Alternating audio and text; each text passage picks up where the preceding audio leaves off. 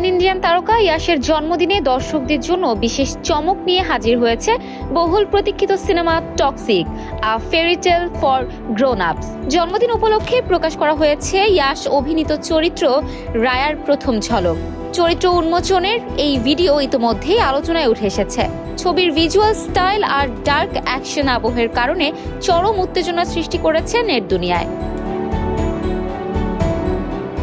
কেজিএফ খ্যাত এই অভিনেতা ইয়াশের জন্মদিনকে ঘিরে নির্মাতারা প্রকাশ করেছেন toxic, a fairy tale for grown ups সিনেমার চরিত্রের পরিচিতি ভিডিও।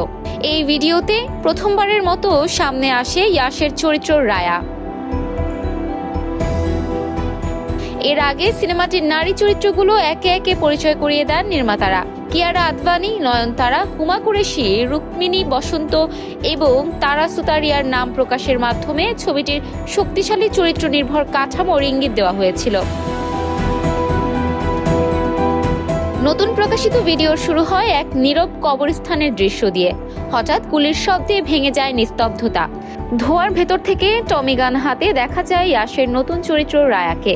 ভিডিওটিতে ফুটে উঠেছে সিনেমার ডার্ক টোন এবং বড় পরিসরের অ্যাকশন জগৎ।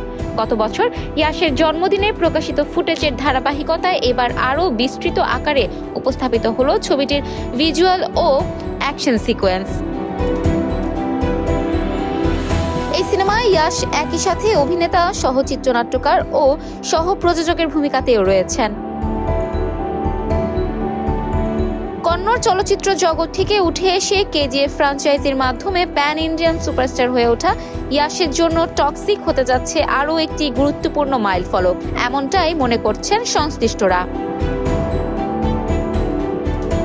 অ্যাকশন চরিত্র নির্ভর গল্প আর ভিজুয়াল ইন্টেন্সিটির ইঙ্গিত দিয়ে রায়ার এই প্রকাশ দর্শকদের আগ্রহ আরও বাড়িয়ে দিয়েছে। এখন অপেক্ষা বড় পর্দায় ইয়াশের এই নতুন রূপ দেখার। Desk report, campus Times.